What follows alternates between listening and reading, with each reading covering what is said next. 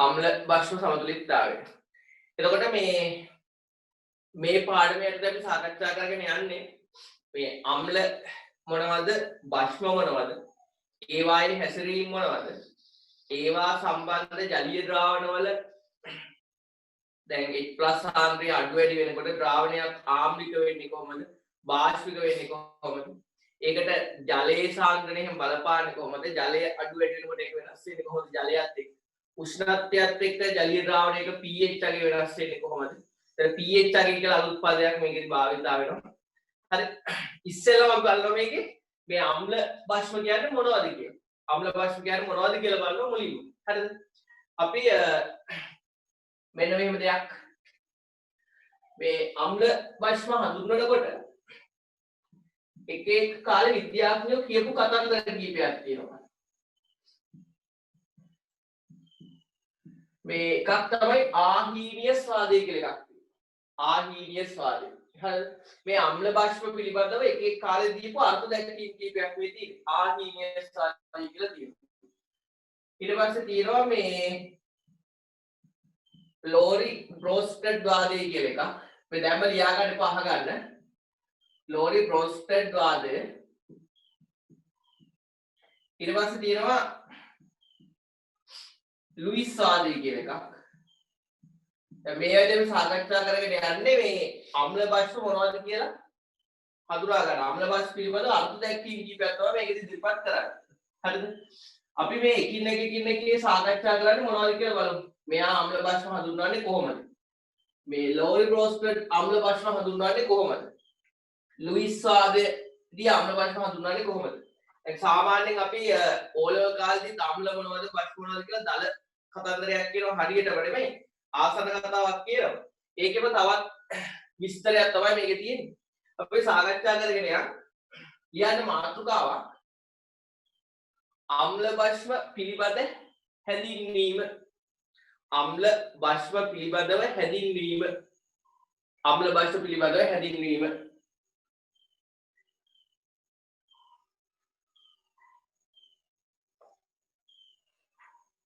අම්ල භෂ්ම පිළිබඳව හැඳින්වීම ඒකට කියන මාතෘකාවක් ආහීනිය ස්වාදය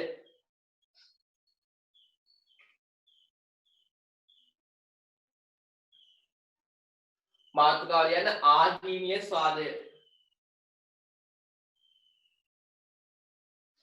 ආහීනිය ස්වාදය ලියාගෙන යන්න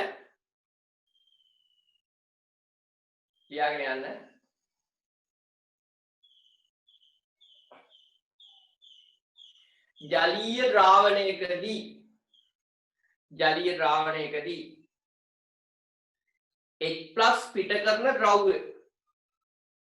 H+ පිට කරන ද්‍රව්‍ය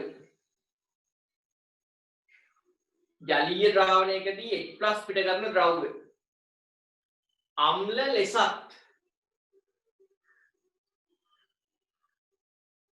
ජලීය ද්‍රාවණයකදී OH- පිට කරන ද්‍රව්‍ය භෂ්ම ලෙසත්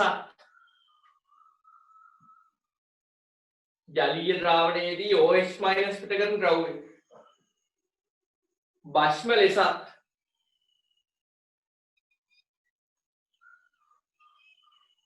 හඳුන්වයි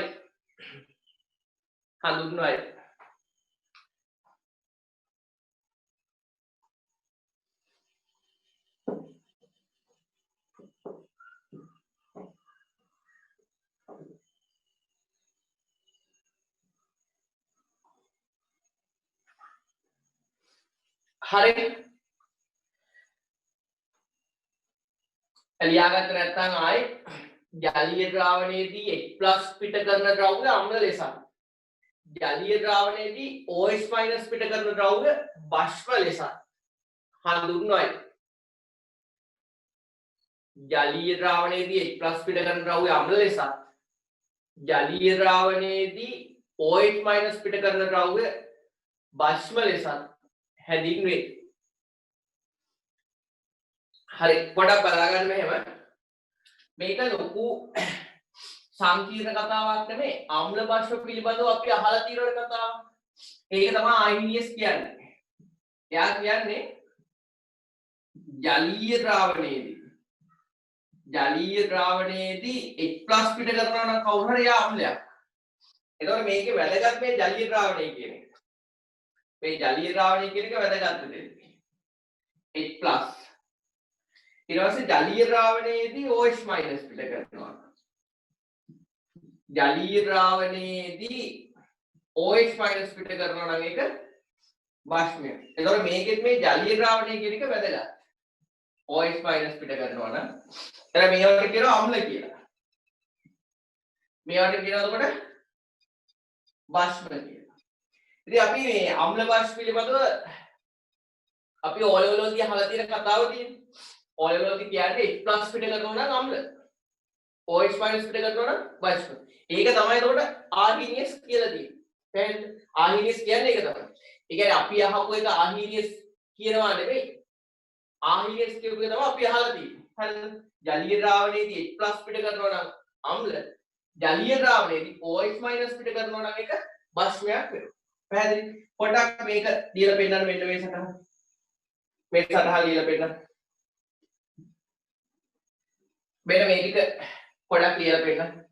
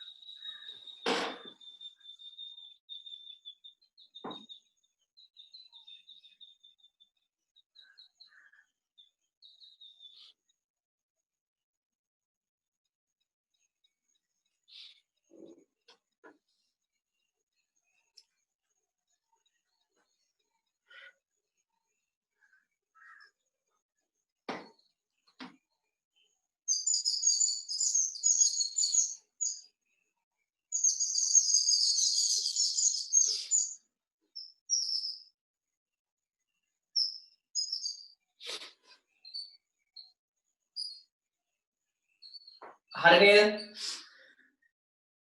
ජලීය ද්‍රාවණයේදී H+ පිට කරන අය අම්ල, ජලීය ද්‍රාවණයේදී OH- පිට කරන අය භාෂ්ම. එහෙම තමයි ආහීනියස් වාදයේදී ආහීනියස් කියන්නේ. එතකොට මේ මෙන්න මේ වාදයේ යම්කිසි අඩුපාඩු තියෙනවා කියලා අපි කියනවා. අඩුපාඩුවක් කියන්නේ මේක මේ ප්‍රමාණවත් නැහැ. ප්‍රමාණවත් නැහැ කියන්නේ හැම තැනකටම මේක ගැලපෙන්නේ නැහැ. දැන් අපි උදාහරණයක් කියලා මේ පොඩ්ඩක් තේරුම් ගන්න ලියන්න ඕනේ නැහැ. දැන් අපි ඇමෝනියා භස්මයක් කියලා කියනවා. ඇමෝනියා භස්මයක් කියලා කියනවා. ඇමෝනියා වායුවත් භස්මයක්. එතකොට ඇමෝනියා වායුව භස්මයක් කියලා අපි කියනවා. හැබැයි ඇමෝනියා වායුව OH- පිට කරන්නේ නැහැ. අනිත් එක ජලීය ද්‍රාවණයේදී හැසිරෙන අය විතරනේ මෙයා භස්ම කියලා කියන්නේ. එතකොට ඇමෝනියා වායුව භස්මයක් වෙන්නේ කොහොමද කියලා ආහීනියස් වාදයෙන් පැහැදිලි කරන්න බෑ. ඒකේ අදහස ආහීනියස් වාදය කියන එක එතරම් පරිපූර්ණ එකක් නෙමෙයි. ඒ කියන්නේ හැම තැනකටම භාවිත කරන්න බෑ. ප්‍රමාණවත් නැහැ. වචනයකට ප්‍රමාණවත් නැහැ කියන්නේ. ඒ නිසා තමයි අපි ඊළඟ මාතෘකාවට එන්නේ. ඊළඟ මාතෘකාව ලෝරි බ්‍රෝස්ටඩ් වාදය.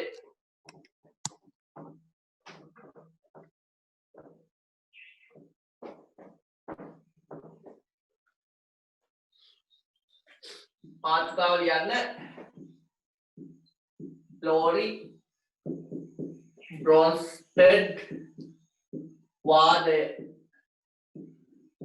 ලෝරි බ්‍රෝස්ටඩ් වාදය.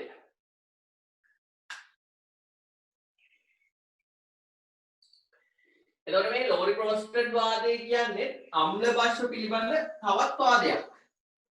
අම්ල සහ භස්ම පිළිබඳව හඳුන්වන තවත් වාදයක්. ලෝරි බ්‍රෝස්ටඩ් වාදය. එතකොට හරියටම අහගන්න ලෝරි බ්‍රෝස්ටඩ් වාදයේදී අම්ල භස්ම හඳුන්වන්නේ ආහීනියස් හඳුන්වපු විදියට නෙමෙයි. ඒක තියෙන්නේ මෙන්න මෙහෙම කතාවක්. ඒක අපි ලියාගමු. පස්සේ පැහැදිලි කරමු. ඉස්සෙල්ලා ලියන්න මෙහෙම. ලියන්න ලෝරි බ්‍රෝස්ටඩ් වාදය කියලා නෝට් එක ලියාගෙන යන්න. H+ හෙවත් ප්‍රෝටෝනයක්. H ධනායන හෙවත් ප්‍රෝටෝනයක්. H+ එවත් ප්‍රෝටෝනයක් දායක කරන ප්‍රභේද H+ එවත් ප්‍රෝටෝනයක් දායක කරන ප්‍රභේද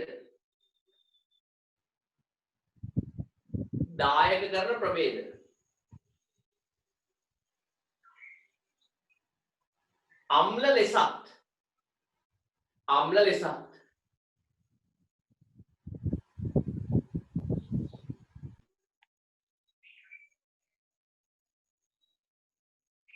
H+ එවත් ප්‍රෝටෝනයක් දායක කරන ප්‍රභේද අම්ල ලෙසත් H+ එවත් ප්‍රෝටෝනයක් ප්‍රතිග්‍රහණය කරන ප්‍රභේද H+ එවත් ප්‍රෝටෝනයක් ප්‍රතිග්‍රහණය කරන ප්‍රභේද භස්ම ලෙසත් හඳුන්වයි.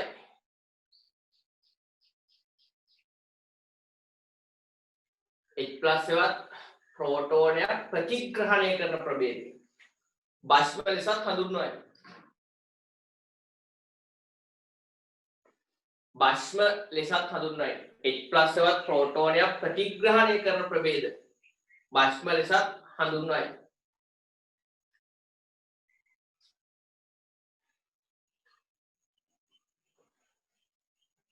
හරිද?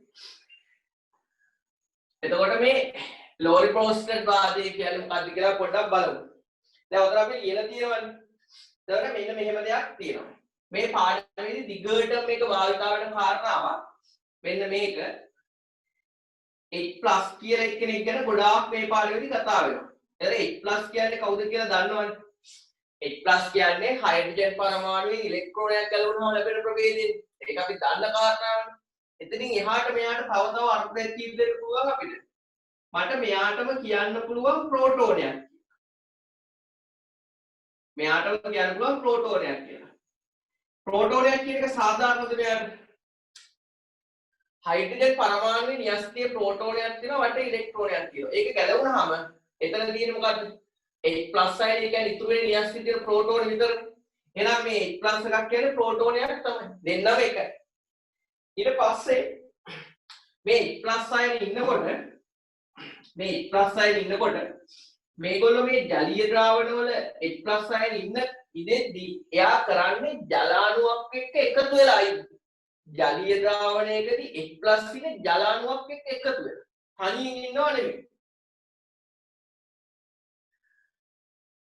එතකොට ජලීය ද්‍රාවණයේදී H+ ඉන්නේ ජලාණුවක් එක්ක එකතු වෙලා. හරිද?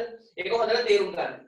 එතකොට H+ අයන ජලීය ද්‍රාවණයේදී ජලාණුවක් එක්ක එකතු වෙලා ඉන්න නිසා දැන් මෙහෙම ඉන්නේ. එතකොට H+ අයනය H2O එකක් එක්ක එකතු වෙලා ඉන්නේ. එතකොට මේක අපි එකතු කරලා කියනවා මොකක් කියලාද? H3O+. එහෙනම් අපිට මෙන්න මෙහෙම ලියන්න පුළුවන්. H3O+.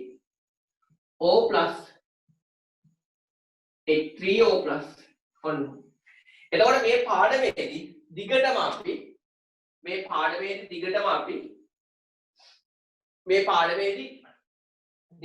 මෙන්න මෙහෙම කාරණාවක් භාවිතා වෙනවා. මම H+ කියන්නේ ඔයා මේක හොඳට ඔළුවේ තියාගෙන ඉන්න ඕනේ මේ පාඩම පුරාම. මම H+ කියන්නේ ප්‍රෝටෝනයක් කියලා කිව්වත් H3O+ කියලා කිව්වත් ඔය තුනම එකයි. පැහැදිලිද? මම කියනවා එක දැනකදී H+ ප්‍රතිග්‍රහණය කරනවා කියලා. ඒ කියන්නේ ප්‍රෝටෝනයක් ප්‍රතිග්‍රහණය කරනවා කියලා. නැත්තම් H3O+ එකක් ප්‍රතිග්‍රහණය කරනවා කියන එක. පැහැදිලිද? එහෙම කියන්න පුළුවන්. එහෙම නැත්තම් මම කොහෙද කියනවා ද්‍රාවණයක H3O+ සාන්ද්‍රය 0.1යි කියලා. H3O+ 0.1. ඒ කියන්නේ H+0.1 කියන එකම තමයි. H+0.1 කියන එකම තමයි. පැහැදිලිද? එතකොට මෙයාගේ සාන්ද්‍රණය ලිව්වත් මෙයාගේ සාන්ද්‍රණය දෙකම එකයි. එතකොට ගණන් හදාගෙන යනකොට මම සමහර තැන්වලදී මේක භාවිතා කරනවා. මේකත් සමහර තැන්වලදී භාවිතා කරනවා. පැහැදිලිද? එතකොට මාකින් ස්කීම් එකේ මේකක් භාවිතා කරලා තියෙනවා මේකත් භාවිතා කරලා තියෙනවා. රිසෝස් බුක් එකෙත් එහෙමයි. මේ දෙකම භාවිතා කරලා තියෙනවා. එහෙනම් මේ තුන් දෙනා සමානයි. මේක අමතර කාරණාවක්. මේක වෙනම තැනකින් ලියාගන්න.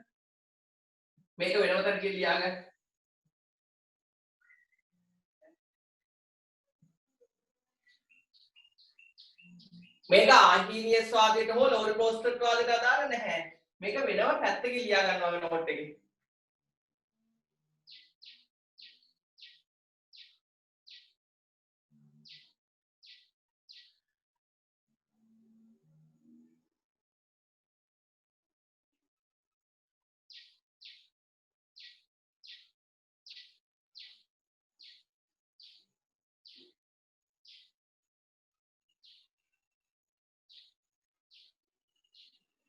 මේ පාඩම ගොඩාක් ළමයි අමාරුයි කියන පාඩමක්. මේක විභාග මට්ටමේ ප්‍රශ්න කරන්න ගොඩක් ළමයින්ට අමාරුයි. ඒ වුණාට මම මේකෙදි ලේසි ක්‍රමවේදයක් කියලා දෙන්නේ. මේකෙදි මම ලොකු සිද්ධාන්ත ගොඩක් කියලා දෙන්නේ නැහැ. ඒතකොට මේ සිද්ධාන්ත ගොඩාක් කියලා දෙන්නේ නැති හින්දා ගණන් හදන්න අවශ්‍ය වෙන ලේසිම ක්‍රම ටික තමයි කියලා දෙන්නේ. හරිද? ඔය ලේසිම විභාග ප්‍රශ්නයක් හදන්න MCQ වලට උත්තර ගන්න පුළුවන්. මම මේකේ ටෙලිග්‍රෑම් ඔස්සේ මේකේ MCQ ලොකු ප්‍රමාණයක් සාකච්ඡා කරනවා. පේසුළු MCQ ටික ඔක්කොම සාකච්ඡා කරනවා. ඒක අම්ල භාෂ්ම විතරක් නෙමෙයි රසායනික සමතුලිතතාවයත් එහෙමයි. හරිද? එතකොට හරි මේ කතාව හරිනේ. දැන් අපි ආහිරියස් වාදය ගැන මේ ලෝරි ප්‍රොස්පෙක්ට් වාදය ගැන පොඩ්ඩක් බලමු.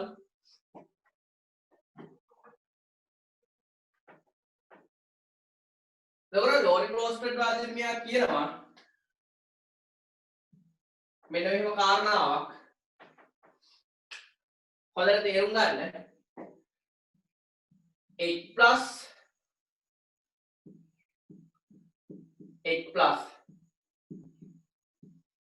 දායක කරන ප්‍රභේද. H+ දායක කරන ප්‍රභේද. හරි. එතකොට මේවට අපි කියනවා අම්ල කියලා. H+ දායක කරන ප්‍රභේද. දැන් මේකේ අනිත් විශේෂත්වය තමයි මේකෙදි ජලීය ද්‍රාවණයේදී කියලා කියන්නේ නැහැනේ. ජලීය ද්‍රාවණයේදී කියලා කියන්නේ නැහැනේ මේකෙදි. H+ දායක කරන ප්‍රභේද අම්ල. ඒක වායුමය අවස්ථාවේ ඉන්නත් පුළුවන් ජලීය ද්‍රාවණයේදී වෙන්නත් පුළුවන් මේක අදාළ නැහැ. හරිද? එතකොට අර තේරෙනවද ආහීනිය සාධනයට වඩා මේක පුළුල් කියලා. ලෝරි ප්‍රොස්පෙක්ට් වාදේ. එයි මේක වායු අවස්ථාවකවත් ගැලපෙනවනේ. එහෙනම් H+ දායක කරන ප්‍රභේද අම්ල. H+ දායක කරන ප්‍රභේද අම්ල. ඊට පස්සේ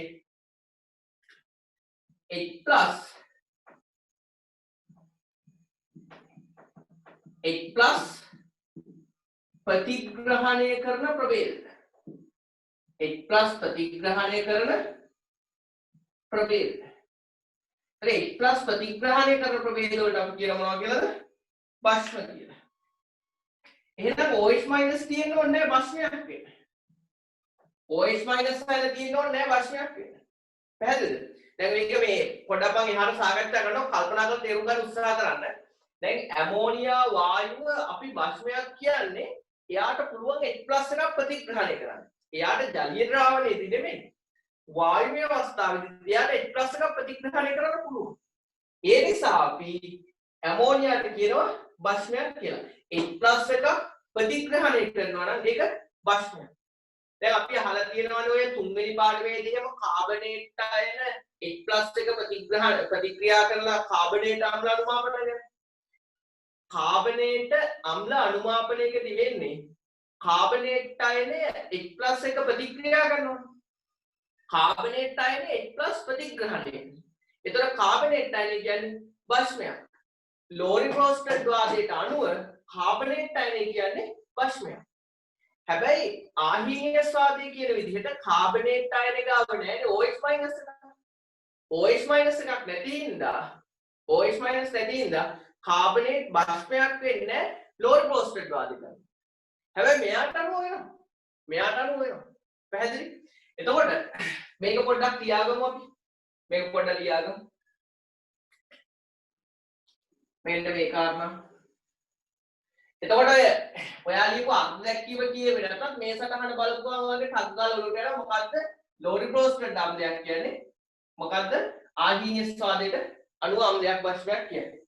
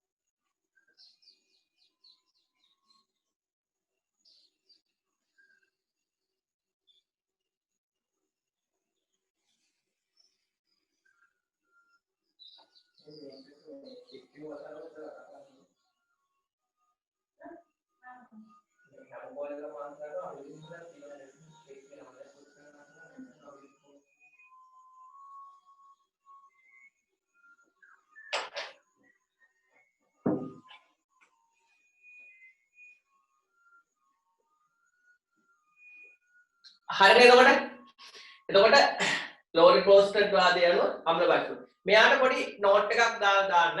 තරුවක් දාලා වෙන පාඩියේ පොඩි නෝට් එකක් දාන්න මෙහෙම. ලියන්න ලෝරි ප්‍රෝස්ටඩ් වාදය. ලෝරි ප්‍රෝස්ටඩ් වාදය. ආහීනියස් වාදයට වඩා ලෝරි ප්‍රෝස්ටඩ් වාදය ආහීනියස් වාදයට වඩා ලෝරි ප්‍රෝස්ටඩ් වාදය ආහීනියස් වාදයට වඩා පුළුල් එකකි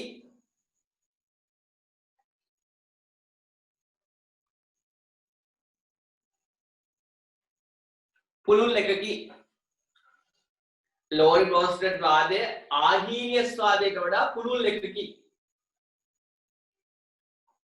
ලෝරි ප්‍රෝස්ටඩ් වාදයේ භාවිතයෙන් ලෝරි ප්‍රෝස්ටඩ් වාදයේ භාවිතයෙන්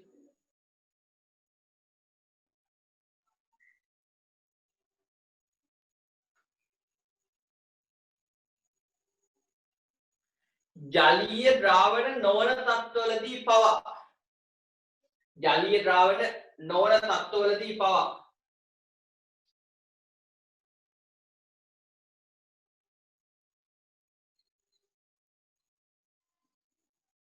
ජලීය ද්‍රාවණ නොවන තත්ත්වවලදී පවා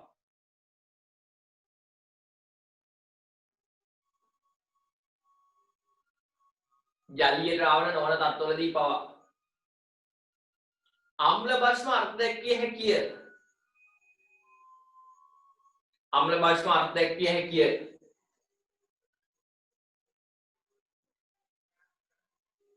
අම්ල භස්ම අර්ථ දැක්විය හැකිය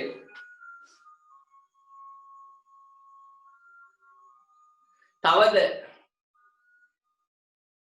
OH- නොමැති අවස්ථාවලදීද OH- නොමැති අවස්ථාවලදීද අම්ල භස්ම අර්ථ දැක්විය හැකිය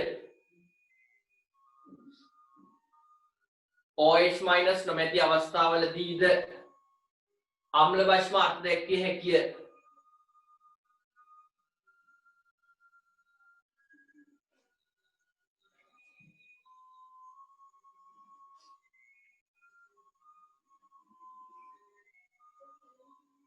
අම්ල භස්ම අර්ථ දැක්විය හැකිය එතන ලියන්න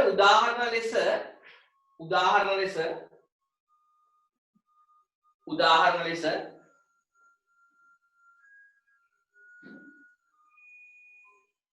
ඇමෝනියා වායුව උදාහරණ ලෙස ඇමෝනියා වායුව උදාහරණ ලෙස ඇමෝනියා වායුව භස්මයක් ලෙස හැසිරීම ඇමෝනියා වායුව භස්මයක් ලෙස හැසිරීම ඇමෝනියා වායුව භස්මයක් ලෙස හැසිරීම ආහීනිය ස්වාදයෙන් පැහැදිලි කළ නොහැකි අතර ආහීනිය ස්වාදයෙන් පැහැදිලි කළ නොහැකි අතර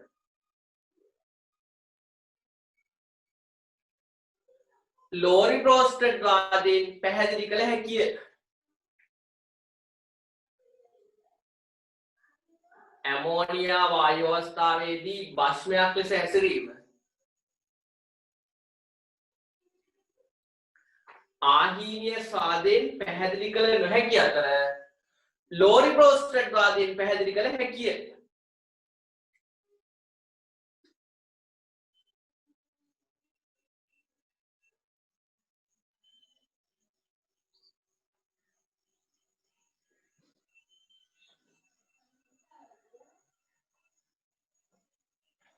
ලෝරි ප්‍රෝස්ටඩ් වාදයෙන් පැහැදිලි කළ හැකිය